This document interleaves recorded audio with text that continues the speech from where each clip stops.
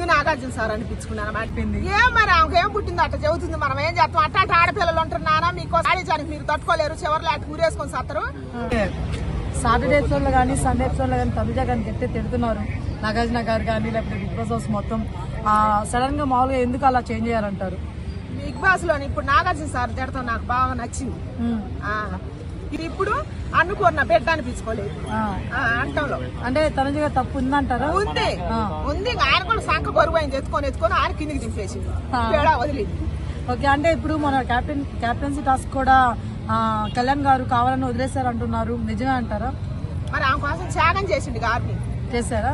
మరి ఇంతమంది నేను చేసినా కూడా నాతో ఎవరు సపోర్ట్ చేయట్లేదని ఎలా చెబుతున్నా? యూత్కు నేను చెబుతున్నా, ఇట్టాంటి ఆడపిల్లలు ఉంటారు కట్టు బొట్టు చూసి పడిపోయి ఆమెను చూసినా కానీ మీరు బాగా మీకు ఎవరన్నా ఇట్టాంటి అమ్మాయిలు కనుక తగిలితే దయచేసి మీ ప్రాణాలు మీరు రక్షించుకోమని నేను చెబుతున్నా.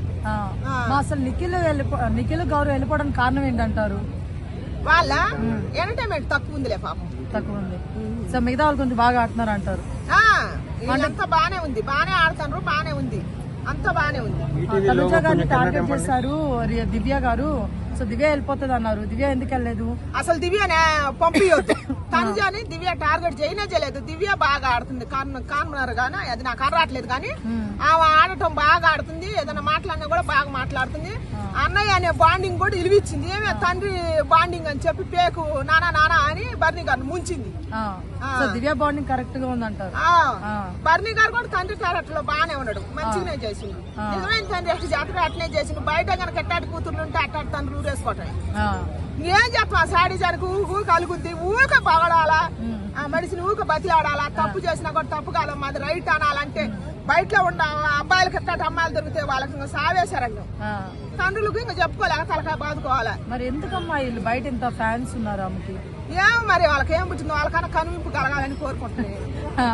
అంటే నిన్న దివ్య గారిని సేవ్ చేశారు ఆల్మోస్ట్ తనుజ గారు. దగ్గర ఒక పౌరునింది, సో యూజ్ చేస్తారా, దివ్య గారు వెళ్ళిపోతారని నాగార్జున గారు చెప్తే యూజ్ చేయదు, ఆడియన్స్ సిస్టమ్ అని చెప్పి వదిలేస్తుంది అంటే ఇండైరెక్ట్ గా సపోర్ట్ చేసింది దివ్య. సపోర్ట్ లేదు, గిపోట్లేదు, అది అనుకోవటం పిచ్చితనం. అది ఆమెకే ఉపయోగించుకోవటానికి ఉంచుకుంది. ఆమె ఊరికి సపోర్ట్ చేయదు. ఆమె నేను చూస్తూనే ఉండే ఫస్ట్ కాంచి అట్లాంటి బిడ్డ ఉండాలని నేను కోరుకున్నాను. కానీ దివ్యల మాదిరి వచ్చిపోయిన కాంచి ఆమె కనపడుతుంది ఆమెలో.